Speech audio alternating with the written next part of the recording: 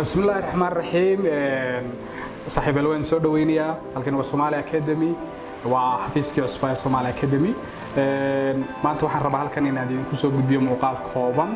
oo ka hadlaya runtii wixii diyaara ama idin tusaya Somali Academy xafiiska cusub aniga marka degto Maxamed ahaan waxaan ahay runtii maamulaha ama asaasaha Somali Academy. halkan diyaarinteeda iyo xafiiskan in noqdo xafiis runtii wax badan fududeeya ma aha mid aan ugu talagalay ama runtii mid aan macallin runtii uu ku bixinayo lacag ardayna uu lacag ku bixinayo laakiin waxaan ugu talagalnaa macallinka iyo isku xidho ardayga u baahan inagu adeegsanayna markaas teknoolajiyada waxa qalab halkan yaala ee teknoolajiyadii la xiriira midna runtii cid Somali Academy ka caawisay ma jirto ama meel uu ka helay kaliya waxay ahayd inaan ani ahaan isku xilqaamay inaan markaas soo gudbiyo casharadaasi ardaydana ku xidho qalab ama samuuradaha ama runtii teknoolajiyad kale la isticmaalayo ha ahaato software ha ahaato wax kasta aadaan halkan diyaar ku yihiin kaliya waxaan u baahnahay macallinkii oo runtii hal saac ama runtii 30 daqiiqo ku tabaruca waqtigiisa si uu ugu gudbiyo ardayda u baahan halkan waxaan idinku soo bandhigi doonaa markaasi wixii inoo diyaara macallin kastaba halka ku habboon si uu uga la socon karo uu yiraahdo aan halkaas ka geli kara marka runtii ku soo dhawaada muuqaalkan kooban waxaan ku warwareynaa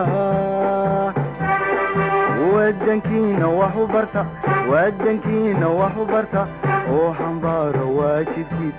xambaaro waajibkiisa wahsan mayno waaban mayno warwareegi mayno weecan mayno wahsan mayno qaybtan aad arkaysaana waa qayb natural park room ama waa backroom runtii ugu talagalnay waxbarashada waxaan ka mid yani ka maqnayn attitude building ama waa runtii in la dhiso qofka runtii qaabka uu fikirayo sidoo kale moral development-ka ama qofkii maskaxiyan uu horumaro qaybta waxaan ugu talagalay markaasi macallimiinta kuwa motivationalka ama runtii qaybta motivationka qaybtan marka reebto waxyaabaha inta badan lagu isticmaali karo waxaa ka mid ah samuuradan waa samuurad yani kooban samuuradana markaas waxay soo koobi doontaa wixii yara doonayso kolba inaad ku barasan karaysay ama motivation ha ahaato ama moral development ha ahaato ama runtii wacyigelin kale aad samaynayso ha ahaato dhammaanteed halkan aad ku soo barasan karayn doontaa assalaamu calaykum mar labaad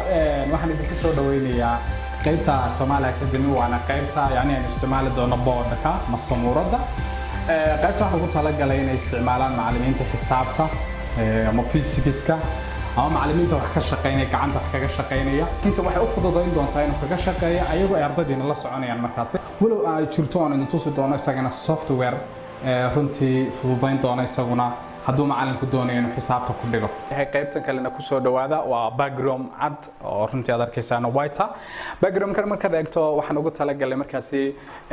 inuu iskaga isticmaali karo macallinku runtii amaba qofka kale doonayo inuu isticmaalo si uu u gudbiyo aqoon waxaan ugu talagalay markaasi inuu hadalkiisa intuu soo diyaarsado ama yani wuxuu doonayo inuu ka hadlo intuu soo diyaarsado kadibna uu sheego wixii macnaheedu markaasi inagoo teknoolajiyada adeegsanayna halkan ku qori karnaa as computerized isagoo wuxuu sheegayo markaad eegto qaybtani waxay muhiim u tahay runtii markaad eegto barnaamijyada wacyigelinta oo kale runtii xagga waxbarashada oo kale ama moral development-kii aan sheegayna niyad dhiskii oo kale amaba attitude building-kii oo kale in qofka yani la dhiso aragtidiisu xagga u jeedo oo kale waxa kale oo runtii aynu ku bari karnaa dadka health education-kii ama qaybihii in dadka bartaan basic education-ku wuxuu yahay ardayda caafimaadka oo kale ama macallimiinta caafimaadka oo kale sida barnaamijkii first aid-ka oo kale dhammaan wuu naga caawin doonaa background-kan dhinac walba waxaan isticmaali doonaa qaybtana screen-kan aan isticmaali doonaa waa screen-ka weyn waxaan isticmaali doonaa board baan isticmaali samuurada oo kale laakiin wixii zawir aynu u baahano iyo wixii muuqaal aynu u baahnaba dhammaantood halkan ay ka soo baxayaan